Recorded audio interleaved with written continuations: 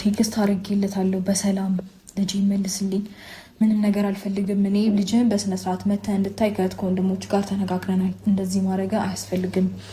ልጅ ይመልስልኝ እና በስነ ስርዓት እየመጣኸው እይ ተባብለን ተነጋግረን የጨረስነው ነገር ነው። እኔ ፋሚሊውን አክብሬ እህት ወንድሙን እናት አባቱን አክብሬ የሆነ ነገር ሲፈጠር በቃ እንደዚህ ብታረጊ ምናምን ሲሉኝ ብዙ ጊዜ እሺ እሺ ብዬ ያለፍኩበት ጊዜ በጣም ብዙ ነው። ከዚህ በኋላ ግን እኔ ያንን ነገር አልደግመውም። መታገሴ፣ ዝም ማለቴ፣ ነገሮችን ይሁን ብዬ ማሳለፌ አቅም አጥቼ ወይም ማረጋግጦኝ አይደለም። እያንዳንዱ ነገር አውቃለሁ። ምንም ነገር ይመጣል፣ ምንም ነገር ይፈጠራል። ከልጄ ምንም ነገር አይበልጥም። ልጄ አይኔ እያየ እንዲጎዳ አልፈቅድም። ልጄ አይኔ እያየ ከማንም ጋራ የማንም መጫወቻ እንድን አልፈቅድም። ሌላ ነገር ውስጥ አልግባ ብዬ ነው እንጂ አንድም አንቺን አክብሬሽ ነው እንጂ ሩታ ለአንቺ ክብር ስል ነው እንጂ ልጁን ማስመለስ አቅቶኝ አይደል። ገብቶሻል አይደል? አሁንም ቢሆን አስመልሽ። በራሴ መንገድ መሄድ ያለብኝ መንገድ ሄጄ ልጁን አስመልስልሻለሁ። ገብቶሻል አይደል? እኛ ደግሞ ብቻሽን አይደለሽም። እኔ ያለው ፈረንጆ አለ፣ እዩ አለ፣ ሁሉ በቃ ሁሉም ከአንቺ ጋር ነው። ምንም ማድረግ አቅቶን አይደለም።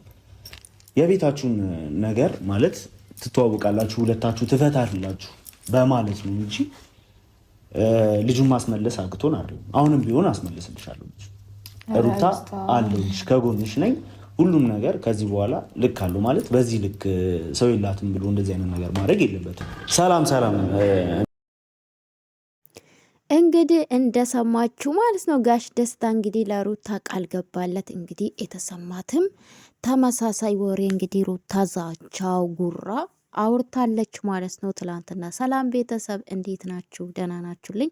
ላይክ ሰብስክራይብ አድርጉ። መቼም በሩታ ከመጣቁ ቢድረም ይቀኛ ላይክ አታረጉ ወንዶ እኮ እንደናንተ ግፋት እኮ በተስማምቺ ምድር ትገለበጣለች።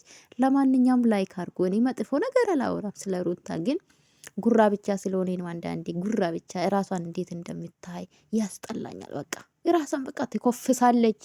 እኔ የሚኮፍስ ሰው አልወድም፣ ወንድሙኝ ሴትም በቃ ራሷን ትኮፍሳለች። ማንነቷን ትረሳለች፣ አመጣጧን ትረሳለች።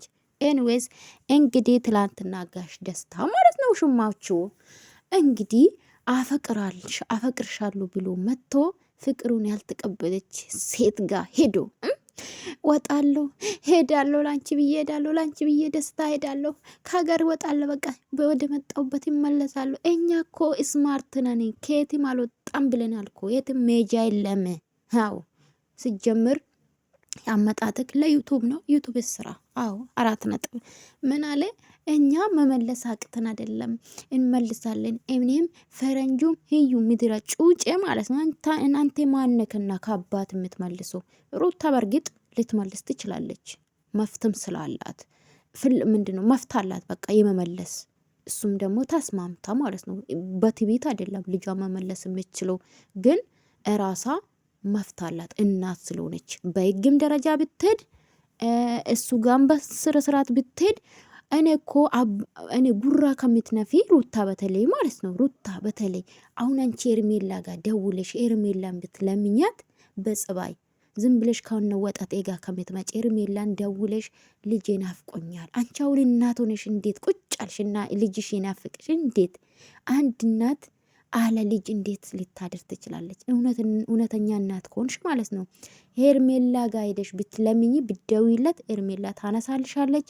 በግል እሷም አግኝተሽ መለመንም ትቻለሽ። አጨክንብሽም እግዚአብሔርን ሄርሜላ ማለት ነው። እዚህ ዝም ብለሽን ጉራ ከምትነፊ ህዝቡ እንዲያዝንልሽ እኔ በቃ አብረሽ ላይ እንዲዞር ማለት ነው ጥፋትሽን ለመሸፈን።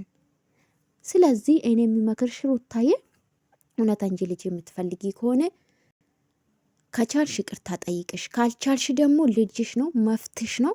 ኤርሜላ ጋር ደውልሽ ለምነሽ አገናኝ። ልጄ ማየት ፈልጋለሁ፣ ልጄ ናፍቆኛል ማለት ትቻለሽ። እሷ ሌሎቹን ከሚታንጋጊ ኤርሜላን ብቻን ጠርተሽ ማውራት ትቻለሽ። እኔ ይሄን እውነተኛ 100% እርግጠኛ ሆኜ ነግራችኋለሁ ጋይዝ። እና ዝም ብሎ ጉራ ብቻ እከሳለሁ ሁሌ ቤተሰብ ታውራ ስለ ቤተሰብ እኮ ለአንቺ ትዳር ነው ይለፋ፣ ለአብርሽ እኮ አይደለም የለፋ። ትዳራችሁ እንዳይበትን በተለይ ደግሞ ሙሉ ከአባት ከየት ከምን ጀምሮ ከአንቺ ጎን ነበረ። ኤፍሬምን በቅርብ ነው የተወሽና አጠቃላይ አንቺ ሲደግፉ ነበር። ቤተሰብ እንደዚህ ስላለኝ እሺ ብዬ የትኛው ቤተሰብ አክብርሽ? ለምን ይዋሻል? ጋሼ ለምኖ ስንቴ ተደጋግሞ ለምኖ እምቢ አላልሽም እንዴ? መቼ ነው ለቤተሰቤ ነው? እሹ ዝም ብለሽ አትቦጣረቂ እሺ። እጭ